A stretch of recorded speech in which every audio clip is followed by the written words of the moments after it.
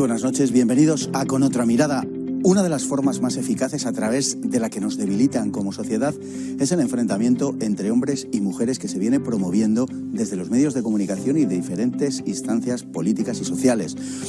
Un enfrentamiento que no es gratuito, sino que obedece a unos fines ideológicos muy determinados y para cuya consecución no dudan en emplear todo género de falsedades. Falsedades naturalmente necesitadas del silenciamiento de la realidad cuando ésta, como sucede con harta frecuencia, contraría sus apriorismos ideológicos. Así, en la España oficial de hoy no existe la violencia contra el varón, pero en la España real sí que existe y sobre ello vamos a hablar esta noche. Uno de los grandes tabúes sociales de nuestros días es la violencia que se ejerce sobre el varón. Los estudios más contrastados han demostrado que la denuncia por parte de terceros de violencia entre sexos presenta un desequilibrio de un 35% en favor de las mujeres cuando éstas son las víctimas, con independencia de quién sea el agresor. Que la combinación con más probabilidades de ser denunciada es la del varón agresor y la mujer víctima. En ese mismo hecho ya tenemos un primer factor de desequilibrio. Pese a que diversas organizaciones internacionales consideran como violencia de género una parte de la que se ejerce también contra varones, los sectores más ideologizados y radicales, como el actual gobierno de España, rechazan esta posibilidad, ya que solo admiten que aquella pueda aplicarse a nadie más que a las mujeres, invisibilizando el problema. Esto da lugar a que el hombre pueda ser visto como perpetrador, pero no como víctima. Por ejemplo, al no considerarse violación la de carácter homosexual de un hombre sobre otro, el varón aparecía solo como criminal y no como víctima.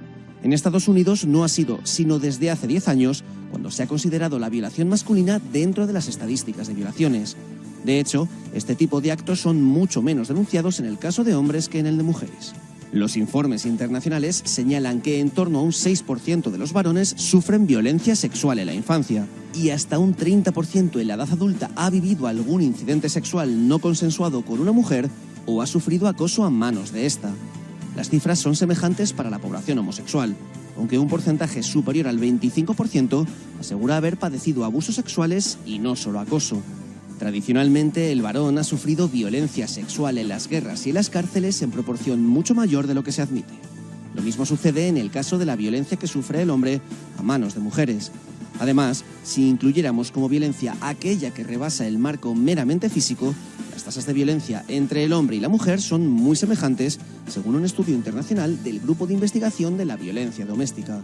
De acuerdo a las estadísticas, un 25% de los malos tratos que se producen en el hogar son sufridos por hombres. Muy pocos o ningunos de los hombres asesinados por sus parejas han denunciado con antelación, pese a existir violencia. Si se produce una denuncia, esta suele venir de parte de una mujer del entorno de la víctima. Pero la legislación española contempla que las amenazas y coacciones son delito solo si la víctima es una mujer. En el caso de que la víctima sea un hombre, se trata como una falta, lo que suele sustanciarse con una multa.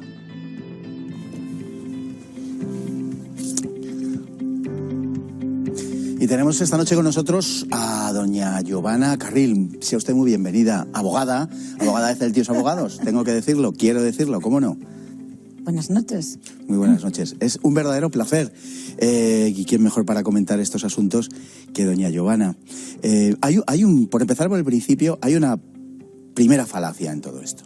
Y es que la violencia que se comete por parte del hombre contra la mujer o por parte de la mujer contra el hombre lo es en función de su naturaleza. Es decir, hay una violencia contra las mujeres, vamos a empezar por ahí, porque son mujeres. Este es el mensaje que se nos lanza.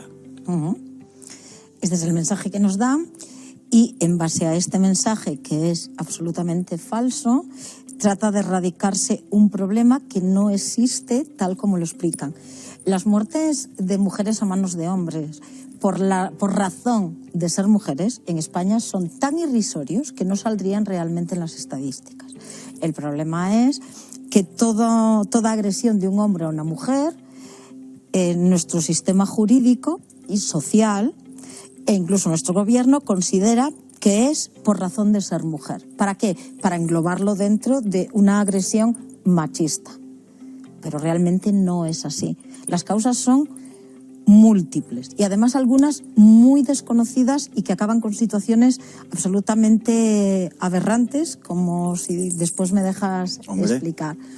Pero sí que es verdad, no es cierto, es absolutamente falso que los hombres en este país agredan a las mujeres por razón de sexo. Normalmente las agresiones son por la misma razón que hay mujeres que agreden a hombres, pues porque en su naturaleza son violentos como personas y violentos con aquellas personas a las que tienen cerca. Otros lo hacen por desesperación, otros porque son llegados al límite, otros por enfermedades mentales, por alcoholismo, por drogadicción. Hay 1000 causas, pero esta en concreto es mínima. Y de esas causas hablaremos más adelante, porque se están utilizando de una manera absolutamente torticera, obscena, llamémosla como queramos, para engrosar esas estadísticas. Y bueno, pues más que nada por rendirle un servicio a la verdad, tenemos que señalar cuáles son las causas reales de ese fenómeno, ¿no? De hecho, siguiendo con ese planteamiento originario, las primeras víctimas de la violencia de los hombres son los hombres. Absolutamente. Los hombres son minoritariamente agresivos con las mujeres. De hecho, si tú, en la mayor parte de los países, cuando tú ves las tasas de violencia, tanto en situaciones como de guerra, como violencia callejera, entre familias, entre amigos, son los hombres los que ejercen mayor violencia sobre los propios hombres. No al revés, no los hombres contra las mujeres. Y curiosamente, por ejemplo, ahora en adolescentes, son mucho más agresivas las mujeres adolescentes contra otras adolescentes que de chicos adolescentes contra chicas de su misma edad. Entonces, esto debería hacernos pensar que esta premisa que nos intentan vender de los hombres son siempre agresivos y los hombres matan a mujeres en exclusiva es mentira.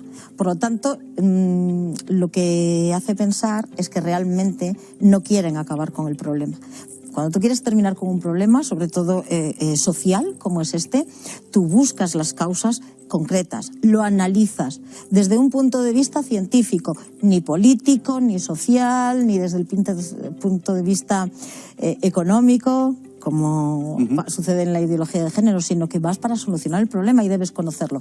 Aquí no interesa conocer el problema porque no interesa solucionar el problema. Por un lado nos dicen que la violencia del hombre contra la mujer se ejerce en función de que aún quedan muchos criterios, muchas razones, digamos, está muy presente todavía la idea tradicional de la sociedad, pero por otro lado este tipo de violencia parece que en función de que nos alejamos de esas fuentes tradicionales, parece que va creciendo, o al menos este es el mensaje que nos lanzan. Lo cierto es que uno tiene la sensación, y no es solo una sensación personal, sino que es compartida con sus coetáneos, de que a nosotros no nos educaban para ser violentos con las mujeres, todo lo contrario, nos afeaban enormemente, y hemos recibido una educación tradicional, en fin, del desarrollar cualquier tipo de violencia contra las mujeres. Es posible que se viera positivamente la reacción violenta de un hombre contra otro hombre y que eso estuviera bien valorado en según qué momentos, ¿no? Pero contra las mujeres no, era todo lo contrario. Contra las mujeres había, si se quiere, un paternalismo de la protección, pero no la violencia de la agresión. De hecho, bueno, mi generación está un poco más atrás que la tuya, Fernando, pero yo recuerdo en el colegio con las madres que sí decían a sus hijos, no se pega a las niñas. Siempre. Que a mí siempre me llamaba la atención, porque el mensaje debería ser no se pega a nadie. Pero sí es verdad, mi generación, tu generación recibió ese mensaje, no se pega a las niñas tal. En cambio, cuando dos niños se peleaban en el colegio, no pasaba nada, como dices, era socialmente aceptado. Entonces, ¿cómo se llegó de esto, de esa situación, a que ahora digan que los hombres son machistas? ¿Machistas en qué sentido? Claro. Porque además te venden el machismo de un hombre que intenta ser protector con una mujer. Eso es machismo. De un hombre que intenta, que considera, que yo no he conocido a ninguno, pero dicen que existen hombres que consideran a la mujer, por el hecho de ser mujer, pues como una persona de segundo grado, vamos a decir así. Digo, ¿cómo se conjuga esto? Pero es que además, en mi despacho, yo lo que veo es que el machismo más grande, por ejemplo, dentro de los procedimientos de familia, vienen de mujeres. O sea, mujeres, tengo a hombres que quieren criar y educar a sus hijos, pues como padres, y mujeres que quieren asumir el 100% de la crianza y el cuidado de sus hijos, mientras ponen sobre la carga de los hombros del varón el papel de proveedor. Y digo, ¿y esto es feminismo? Esto es más antiguo que mi abuela. Entonces, ¿quién ejerce y quién tiene un papel machista en la sociedad? Yo no lo veo en los hombres, ¿eh? Yo no he visto a ningún hombre, pero es que ni he visto ni en mi caso, ni en la sociedad en general, ni en los procedimientos de familia, a un hombre tratar de una forma pues de sometimiento o de menosprecio por el hecho de ser mujer. Nunca. Esa es la sensación que uno tiene también. No pretende abarcar toda la casuística de la sociedad, porque es infinita, indudablemente, pero la educación, desde luego, iba por ahí, no iba por otro lado. Y sí tengo que decir también que, en fin, que en mi condición de profesor hasta hace muy poquito, sí he observado una alteración en la valoración que las mujeres les merecen a los jóvenes de hoy. Una valoración en donde se ha deteriorado ese papel de la mujer de cara al hombre, es decir, se ha deteriorado la valoración que el hombre hacía anteriormente de la mujer. Yo he visto un desprecio y un rechazo de la mujer por parte de los jóvenes de hoy que nosotros, en nuestra juventud, en absoluto sentíamos, sino todo lo contrario. Pero es que ese rechazo, además, es dual, ¿eh? O sea, yo jamás he visto a la sociedad tan dividida, y menos por razón de sexo. Hombres y mujeres de nuestra generación hemos estudiado juntos, hecho gamberradas juntos, sido rebeldes juntos, en una posición de absoluta igualdad, pero caminábamos juntos. Ahora lo que veo es una sociedad en la que a los hombres se les dice, tened cuidado con las mujeres, porque se les ha dado legislativamente un poder, jurídicamente un poder que os puede hacer mucho daño, y a las mujeres se les dice, todos los hombres son potencialmente unos violadores, unos agresores, y tenéis que tener miedo si os encontráis a uno por la calle. O sea, los han dividido, no les permiten convivir juntos. Lo que han instado es una desconfianza mutua. La desconfianza llega al recelo y el recelo acaba en rechazo.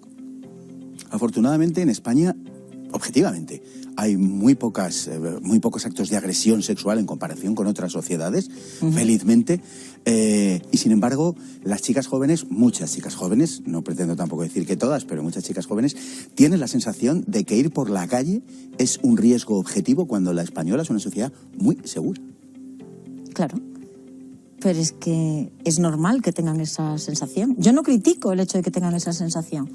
Cada día, en las televisiones, en los periódicos, en las redes sociales, en los institutos y en las universidades, el mensaje que reciben es que los hombres sois agresores por naturaleza y que en cualquier momento ellas pueden ser agredidas. No les dicen, oye, ten cuidado cuando vas por la calle en determinada situación, porque puedes recibir una agresión, pero como la puede recibir también un hombre. No.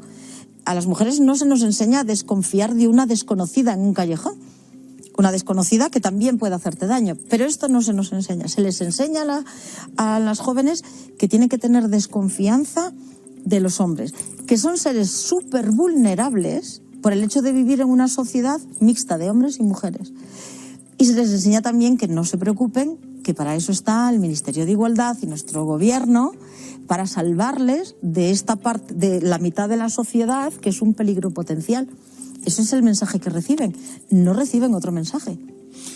Y de hecho, la única denominación como violencia de género es la que afecta a la violencia que ejercen hombres contra mujeres, pero cuando se produce violencia entre hombres, violencia entre mujeres, por razones sentimentales, quiero decir, violencia de mujeres contra hombres o contra menores, eso no está contemplado en las estadísticas oficiales. Es una cosa verdaderamente fascinante. Desde el año 2006 no hay estadísticas de esto. Se han quitado y solo queda la estadística de los hombres que agreden a mujeres. Es decir, es un poco la idea de la profecía autocumplida. Naturalmente, cuando tú eliminas el resto de datos, solo te queda el dato que tú quieres que se conserve y, por tanto, dices, ven ustedes cómo lo que se está produciendo es una violencia del hombre contra la mujer. Claro, porque usted ha eliminado todo lo demás. Claro, pero esto sucede un poco también yo hace unos años pregunté por qué hacía tanto tiempo que cuando una persona se suicidaba, por ejemplo, en el metro, delante de las vías del tren, no salía en televisión.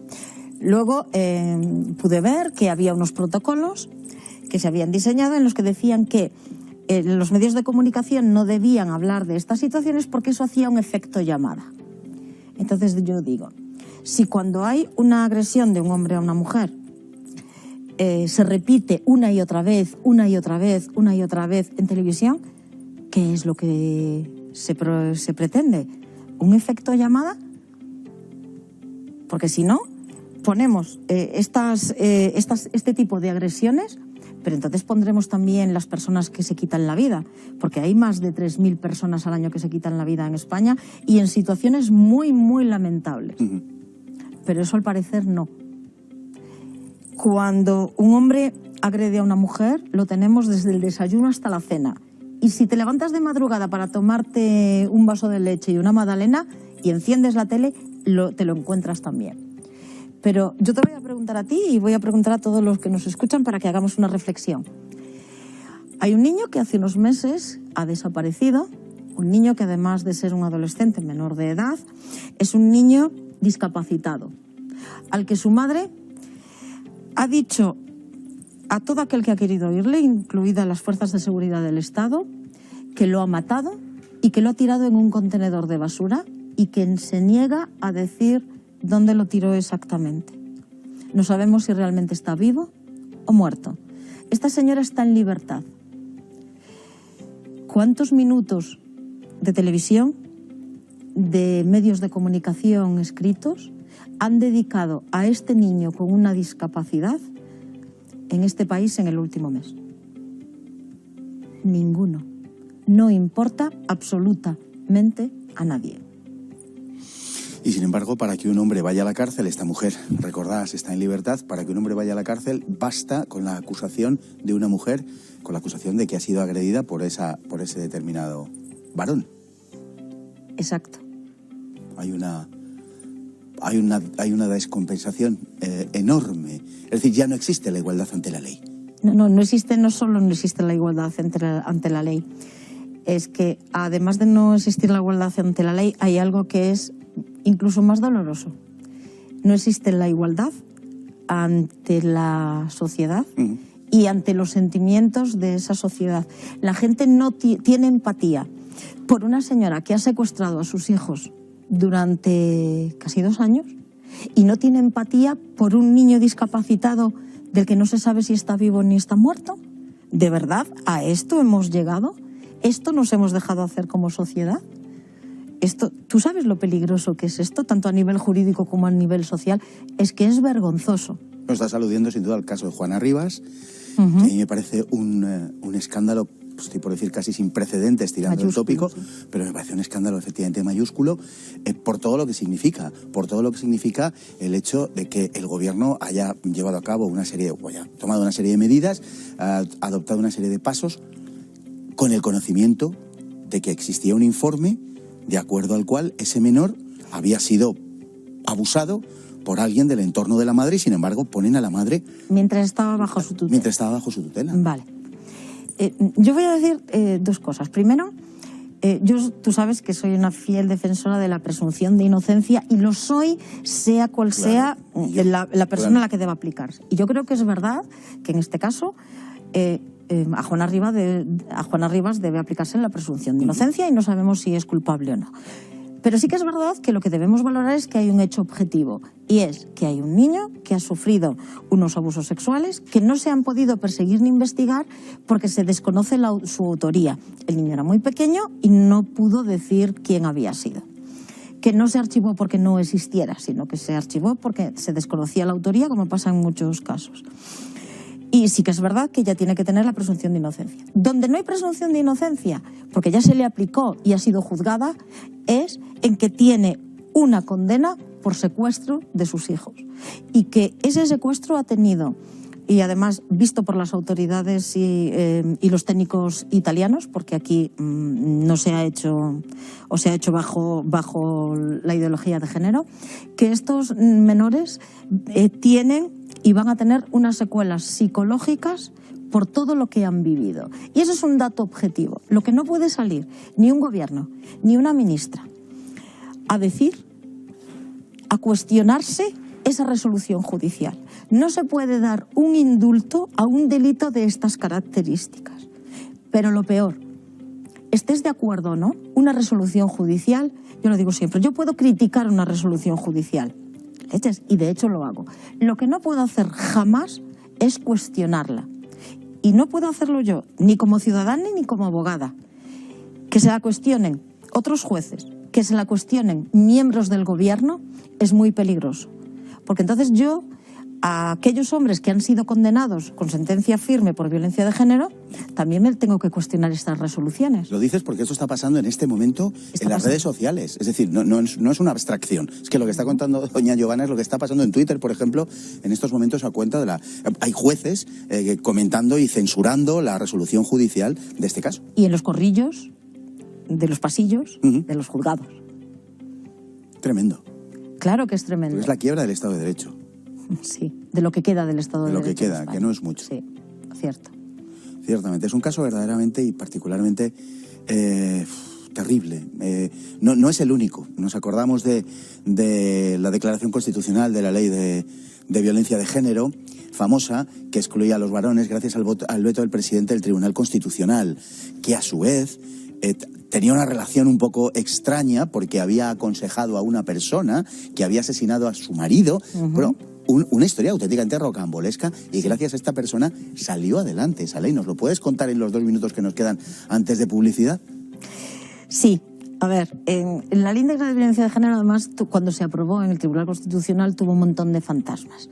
Una es esta: una señora que mató a su marido fue aconsejada por diferentes entidades, vamos a decirlo así, no vamos a decir nombres, del Tribunal Constitucional y además de juzgados menores, vamos a decirlo así.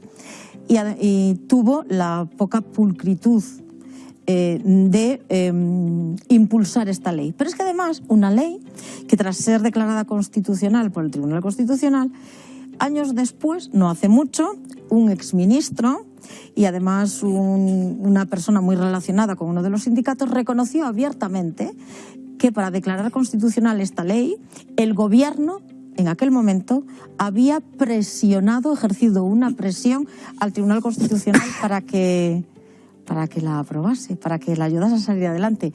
¿Y qué ha pasado en este país? Nada. Nada. Si en otro país se dice que el mayor órgano defensor de nuestra Constitución es susceptible de ser presionado por el gobierno, se lía la marimorena. Y en este país nos hemos ido a tomar café. Es quizá un reflejo de que ya se da como por amortizado el Estado de Derecho. Es decir, a nadie le extraña en exceso este tipo de cosas. No. Es verdaderamente, es muy alarmante, porque al final es la garantía de nuestros derechos, de nuestras libertades, lo que está en juego. E incluso hemos visto cómo 2 estados de alarma decretados por el gobierno han sido considerados inconstitucionales e ilegales, y tampoco pasa nada. Pero nadie se ha despeinado. No. Nos vamos a publicidad, volvemos enseguida.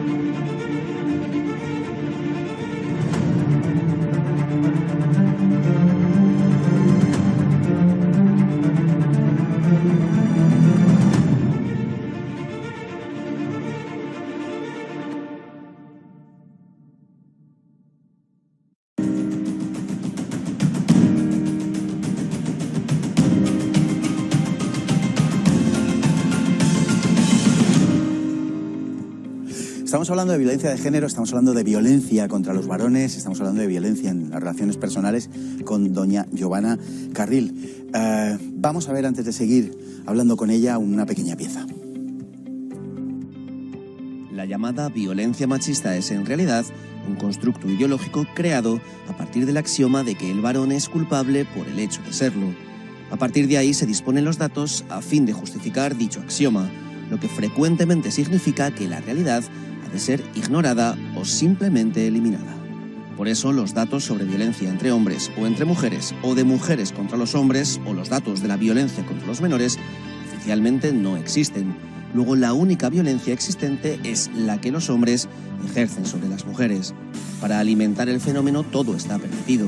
Así, cualquier agresión de un hombre a una mujer pasa a engrosar las estadísticas, aunque en un gran número de casos la agresión no tenga nada que ver con la condición femenina de la agredida, como sucede entre drogadictos o entre enfermos mentales, pese a lo cual estos delitos se incluyen en la lista de asesinatos machistas.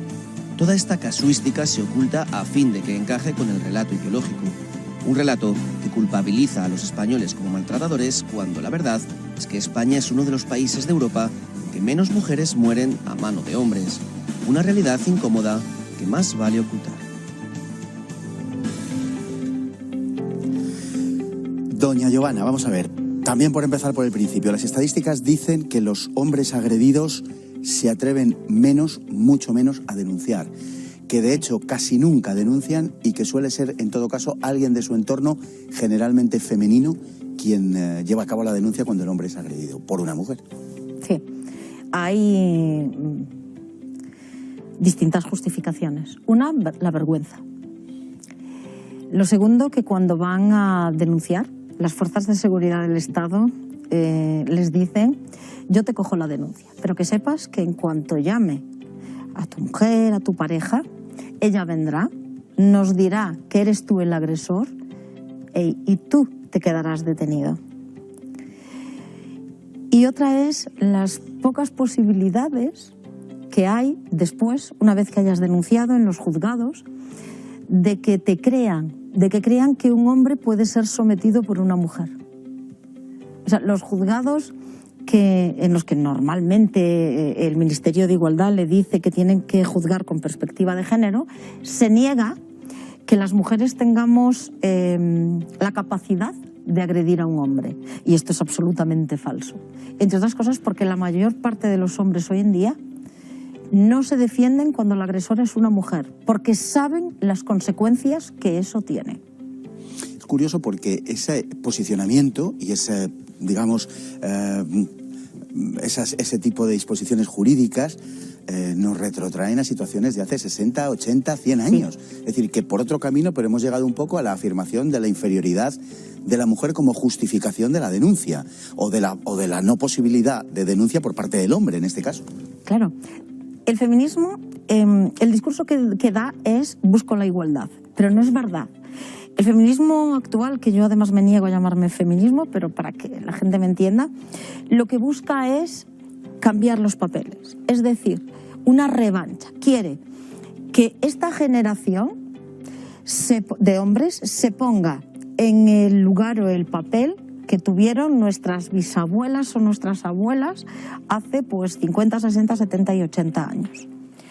Pero es que esta no es la manera.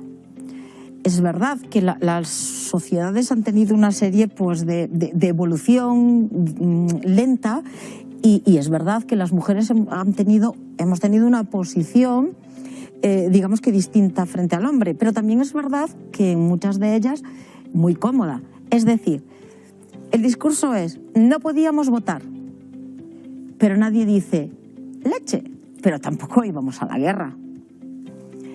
Te dicen, uy, es que teníamos que estar a cargo de los niños. Y tampoco te dice, oye, a mediados del siglo XXI es lo que seguís pidiendo voluntariamente en los juzgados. Y cierto, pero tampoco ibais a arar el trigo ni ibais a las minas. ¿Era desigual? Sí. ¿Eso desigual significa beneficioso para los hombres? No. Claro. Yo, desde luego, a mí si me sitúas en el siglo XVIII, prefiero ser mujer. Ala, ya pueden las feministas meterme la tranca en Twitter mañana, pero prefiero ser mujer. ¿Qué quieres que te diga? Es que el discurso es muy difícil de sostener. Quiero decir, si el hombre el varón ha diseñado un mundo expresamente contra la condición femenina, no se entiende por qué las guerras las hacían entre hombres y las mujeres generalmente quedaban excluidas. Y ciertamente a veces eran víctimas, sin duda, pero era lo que hoy llamaríamos víctimas colaterales, no las víctimas principales de ese esfuerzo militar o bélico que las tendría a ellas por principales víctimas. No es verdad, no era así. Cierto, de hecho, vamos a ver, la gente de mi generación, mis compañeros de facultad, de instituto, de colegio, hicieron la mili. Yo no. A mí nadie me obligó a ir un año al ejército en defensa de toda la ciudadanía por si había una guerra.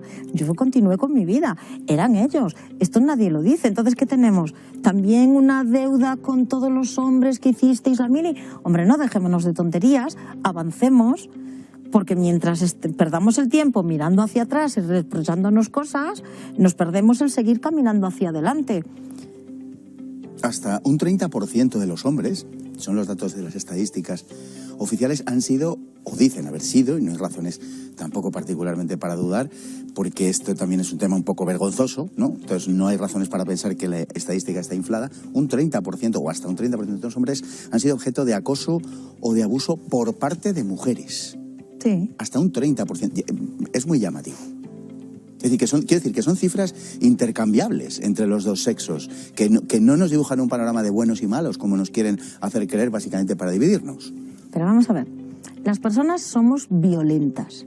Las personas no vivimos por razón de sexo, de género, de nacionalidad, de color, de altura, en los mundos de Yuppie. Claro que las mujeres tenemos capacidad de acosar. De hecho, es muy curioso porque cuando en televisión una mujer en uno de estos programas, show, toca el culo a un hombre para hacer la gracia, todo el mundo se ríe. Si eso se le ocurre hacer un hombre a una mujer, primero está denunciado y probablemente salga del programa de televisión esposado. Y segundo, recibiría el reproche de toda la sociedad. ¿Qué pasa? ¿Que las mujeres tenemos derecho a ir tocando culos por ahí? No, ¿verdad? Pero lo hacemos. Claro que podemos acosar. Que no somos tan vulnerables. Somos capaces de lo mejor y de lo peor, igual que vosotros. Es que no somos tan distintos. ¿Que tenemos algunas diferencias biológicas? Sí, pero al final todos somos seres humanos. En todo esto hay mucho de puritanismo también. Hombre, claro.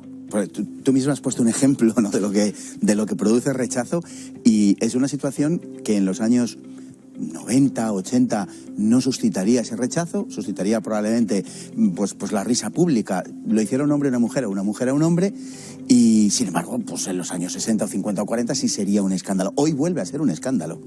Es un neopuritanismo. Sí, pero es que además se sienten orgullosos, pero es que además lo ves. Yo si ahora mismo, a día de hoy, fuese a separarme, tuviese mi trabajo y tuviese 2, 3, 4 niños, los que quieras. Y a mí no se me ocurriría ir a un juzgado a decir, no señoría, los niños para mí. Primero, porque los niños son de su padre y de su madre. Segundo, porque luego no puedo quejarme de que no puedo conciliar, porque esto es más viejo que las castañas. Claro. Tercero, ¿por qué soy yo? ¿Por razón de mi sexo soy yo la que debe criar a los niños? Oiga, pues no. Esa afirmación está implícita. Claro. Claro, si tú pides en un juzgado que los niños los cuidas tú porque eres la mamá, y de hecho, en los casos en los que no se puede dar la custodia compartida, no se contempla dar los niños al papá, sino que tienen que ir para la mamá, y con el beneplácito de nuestro gobierno y de la ministra Montero, eso implica que tú tienes un discurso cuando hablas y otro discurso cuando quieres plantearlo en la realidad. Porque, ¿qué es un niño cuya custodia la tiene exclusiva la madre? Pues es un niño que está perpetuando roles. ¿Cuáles son los roles? Las mamás cuidan y los papás proveen. Luego tú cuéntale en el instituto las milongas que tú quieres. Este niño cada día lo que ve es eso. Y eso será lo que va a entender que es bueno, porque es lo que sucede en su casa, y lo que reproducirá. Entonces, ¿cómo nos comemos esta contradicción? ¿Con pan o sin pan? En España hay un refrán que dice que todo es bueno para el convento, ¿no? Cuando se aprovecha todo para prodomo propia, ¿no? Para la casa propia, para la propia causa, ¿no? Un caso muy evidente de esto es cuando se produce violencia entre drogadictos, por ejemplo, una violencia que no está motivada por la condición sexual de uno u otro, o cuando se produce violencia en el caso de los enfermos mentales que están diagnosticados como tales y que cometen las acciones sin conocimiento de lo que están haciendo, y sin embargo eso que para otras actuaciones en la vida normal les resultaría un eximente, en el caso de este tipo de violencia no lo es, y son frecuentemente encarcelados sin tener conciencia de haber cometido ese hecho, como digo, por su condición de enfermo mental, y además se perpetúa de una manera terrible porque a los hijos, en caso de que los haya, se les dice, claro, que su padre ha matado a su madre porque era mujer. Sí. Mira, yo he estado hace unas semanas con un señor que está en prisión desde hace varios años. Mató a la madre de su hija queriéndola enormemente. Es una persona que padece de esquizofrenia y que tenía brotes psicóticos. La mató teniendo un brote psicótico. De hecho, hicieron falta varias patrullas de policía para reducirle. Está en prisión y, curiosamente, no siente estar en prisión porque le han pillado, porque él ni recuerda lo que ha hecho. Se lo sabe, porque se lo han dicho, pero no lo recuerda. Pero, ¿sabes? Él está dispuesto a pagar por lo que hizo, porque además amaba profundamente a su mujer. Qué horror. ¿Sabes lo que le duele? Que su hijo, cuando sea un poco mayor, verá notas de prensa, que las subo en este caso y no voy a especificar cuáles, porque quiero utilizarlo para que no se vea el caso concreto, sino lo que lleva. La categoría, ¿no? Efectivamente.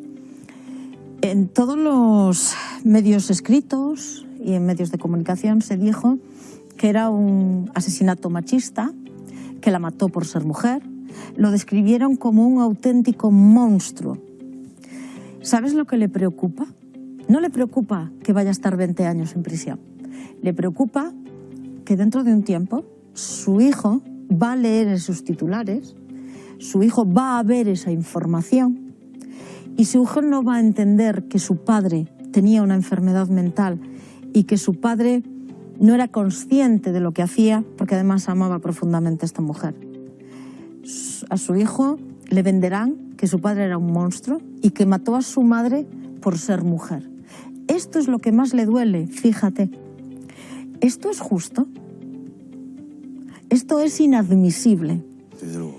Aprovecharse, rentabilizar políticamente, socialmente, el dolor de este niño al que van a vender la imagen de su padre como un monstruo cuando no lo es. Rentabilizar el dolor de una persona que sufre una enfermedad mental y que está en la cárcel y lo asume porque, aun a pesar de no recordarlo, entiende que lo ha hecho. El dolor de una familia que ve cómo su hijo está en prisión en lugar de estar donde tenía que estar, que es en un hospital psiquiátrico, y recibir una atención personalizada para él y de hecho más especializada,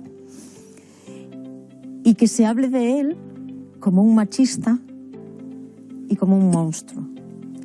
Y ahora que estos días estamos todos tan sensibles con esto de las enfermedades mentales, que la sociedad no puede denostar a las personas que tienen enfermedades mentales, e incluso nuestro gobierno se ha subido a este carro, a mí me gustaría recordarle a este gobierno y a todos, cuando veamos estas noticias en televisión, que hay que discernir entre una persona agresiva, que luego ya veremos si tiene que tener un castigo mayor o menor por ser mujer o por no, lo dejamos para otro día. Pero que hay personas que matan por tener una enfermedad mental, que hay personas que matan porque son adictas al alcohol o a cualquier tipo de droga que enajena sus mentes y que no saben lo que están haciendo. Entonces, juzguemos a esas personas teniendo en cuenta sus circunstancias. Pero es que además no nos atrevamos, no tengamos la poca vergüenza de que, aun a pesar de tener que cargar con una enfermedad que está muy denostada y es desconocida en España, como es en este caso la esquizofrenia, tener encima que cargar con que se le dé la imagen de ser una persona machista, que odia a las mujeres. ¿Tú sabes lo que debe pesar esto? Sobre todo cuando se te prohíbe tener contacto con tu hijo durante 30 años, que no vas a poder contarle la verdad. ¿Tú sabes lo que pesa esto? Una extrema crueldad. Pues a estos enfermos mentales, estos enfermos también pertenecen a esto que queremos proteger ahora y defender de los enfermos que tienen una enfermedad mental. A estos también hay que protegerlos. Claro. Son personas enfermas. Y utilizarlos de esta forma, Fernando, es asqueroso. Así es. Asqueroso. ¿Y cuánta culpa no tiene de esto, de verdad, los medios de comunicación? Es decir, hay que hacer un examen de conciencia y hay que hacer un examen de verdad acerca de las informaciones que están dando. El mero hecho de presentar, por ejemplo, cuando un padre asesina a un niño para hacer daño a una mujer, algo que desgraciadamente para mí es sencillamente incomprensible, pero sucede.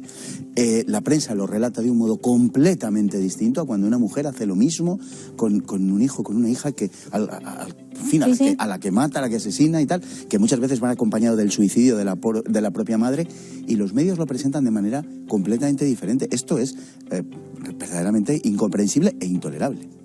Pero están contribuyendo a esa imagen y a esa satanización de la mitad de la sociedad, en definitiva. Sí, yo a veces pienso que ahora mismo los medios de comunicación, que además tenéis que tener este sentido de objetividad, de informar, no de opinar. De hecho, cada vez en los medios de comunicación se opina más y se informa menos, sobre todo de forma objetiva. Pero sí, ahora mismo son como los instrumentos que utiliza el gobierno para conseguir esto que están consiguiendo ya, que es el principio del pensamiento único. Tú solo recibes una información y la vas a digerir tal y como yo te la presente. Y las víctimas colaterales de estos, o sea, el hijo, por ejemplo, el hijo de este señor, que va a vivir siempre, digamos que con la carga de que su padre es un ser machista y es un monstruo, y es una persona con la que comparte genética. ¿Les importa al gobierno? Pero iba a decir, ¿qué coño lo voy a decir? Les importa una mierda. Una mierda. Porque utilizan a las personas para conseguir fines ideológicos. Sí. Me da igual a los homosexuales, a las mujeres, a los inmigrantes, es igual. No son más que piezas de su entramado para conseguir una serie de finalidades ideológicas que tienen que ver con la ingeniería social. Sí, pero llegar al punto, Fernando, de instrumentalizar personas es execrable, es asqueroso. Pero instrumentalizar personas enfermas y niños es de una bajeza humana sin parangón. Pocas cosas puede hacer el ser humano que superen esto. Estoy absolutamente de acuerdo. Y sin embargo, este gobierno nos ha regalado una ley recientemente por la que va a hacer beneficiaria a cualquier mujer de una serie de ventajas por el mero hecho de denunciar, aunque no haya pruebas y aunque no haya sentencia, de denunciar. No hace falta denunciar. Solo hace falta ir a asuntos sociales y decir que te sientes víctima. Eso es. Sí. O sea, de autodeclararse víctima de alguna manera. De autodeclararse víctima. Es decir, cuando hay una víctima, o sea, víctima y agresor es un binomio que en el Código Penal deben ir de la mano. No hay víctima si no hay agresión. Claro. Pues esto te permite salir del plano penal, llevarlo al plano administrativo, donde además aquella persona que se convierte en agresor automáticamente, cuando dictan que una mujer es una víctima, su pareja o su marido automáticamente es un agresor. Esta persona pasa a tener la condición de agresor sin saberlo y sin la posibilidad de defenderse. Y esto hace que esta víctima pueda tener premisas como llegar tarde al trabajo y no pasa nada. La empresa no puede tomar ningún tipo de acción. Cobrar el paro aunque se despida ella de la empresa. Prejubilarse. ¿Qué te parece? Y todo esto sin que el pobre desgraciado, al que consideran un agresor, se entere ni tenga la posibilidad de defenderse. Vosotros en Celtius Abogados lo que hacéis es defender justamente a las que de verdad son víctimas, es decir, a estos pobres ciudadanos que no tienen medio de defensa ante acusaciones que muchísimas veces supongo que veis desde el principio que son flagrantemente injustas e inexistentes. Sí, entre otras cosas porque al contrario de lo que se suele decir, yo tengo la firme convicción que en estos casos, dentro de violencia de género, de los juzgados de violencia de género y dentro de los procesos de familia, el hombre es el sexo débil. O sea, han dotado de armas tan poderosas a la mujer que el hombre tiene muy difícil el poder defenderse, muy difícil, y de hecho a los abogados nos resulta 10 veces más difícil, 10 veces más duro defender a un hombre que a una mujer. Yo me he especializado en defender a hombres, es decir, solo trabajo en juzgados de violencia de género y por lo tanto siempre soy defensa, especializada en ser defensa. Y veo cómo trabajan los compañeros que tengo enfrente, que defienden a la mujer, y claro, van con la sensación triunfalista de que la mitad del trabajo lo tienen hecho solo porque su cliente use sujetador. Y además, el trato que recibe mi cliente, o sea, el acusado, es de culpable cuando cruza la puerta. Mis primeros esfuerzos son para igualar posiciones, no para defenderle. Claro. Simplemente para que se trate con respeto. Es cansado y además parece ser que socialmente reprochable. La pregunta no es fácil porque implica una generalización, pero ¿cuál es la postura habitualmente de los jueces? ¿Es una postura acorde a lo que esperamos? ¿Suelen ser, por el contrario, pretender ser justos o están también imbuidos de la atmósfera, del zeitgeist, del espíritu de nuestro tiempo? Como en todas las profesiones hay de todo, sí. Pero a nivel general y mayoritario te puedo decir que tanto los juzgados de violencia sobre la mujer, el trato que se tiene con estos hombres que aún no han sido condenados es deleznable, incluso llegando a un trato denigrante, pero tanto en la forma de hablar como de dirigirse a esas personas. Y en los procedimientos de familia es absolutamente un comportamiento machista. Es decir, los niños son para las mamás, salvo que me demuestres que, que la mamá es casi un despojo humano. Si no, es para la mamá. No se valora. Custodia compartida. Si no puede ser la custodia compartida por las razones que sea, por distancia, lo que sea, vamos a valorar. ¿Quién es el progenitor más adecuado? A los hombres se les descarta. Son siempre una segunda opción.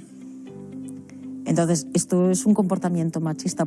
Y ahí sí que están también muy contaminados. Un juez no se atreve a dar la custodia a un hombre sin que haya una razón muy poderosa o una incapacidad en la madre. O sea que no existe a la hora de la verdad, de las sentencias, no existe un criterio de igualdad ni muchísimo menos.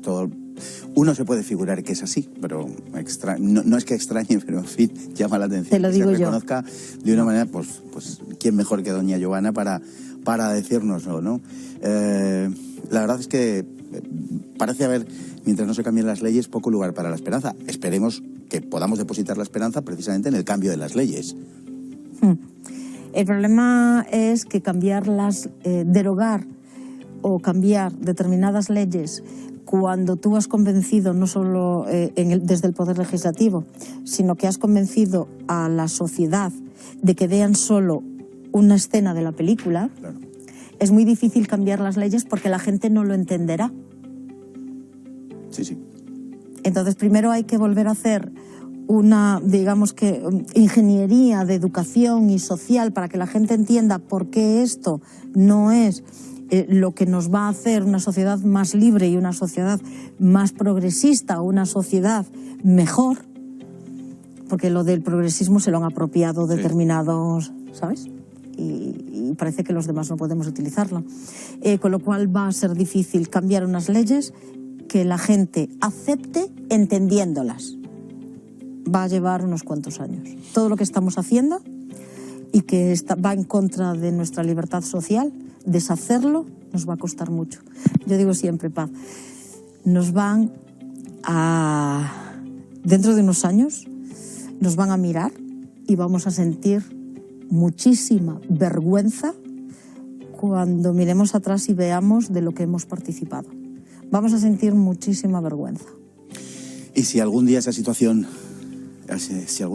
llega, que sería muy deseable, será sin duda ninguna por el esfuerzo de personas como doña Giovanna Carril, que está infatigablemente del lado de la barricada. Yo sé que del bueno, pero para tanta y tanta gente supongo que del lado equivocado.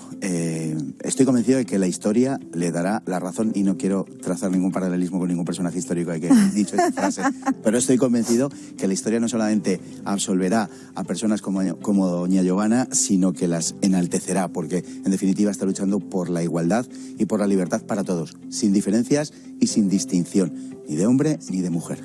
Muchísimas gracias, doña Giovanna. Toda la suerte del mundo. Gracias, ha sido un placer y muchísimas gracias por dar la oportunidad a contar sin censurar y a contar el lado, a abrir y poner luces sobre el lado oscuro. Para eso estamos, doña Giovanna. Muchísimas gracias, un placer estar con usted, de verdad. Y a todos ustedes igualmente, y les esperamos el próximo día. Dios mediante, no se pierdan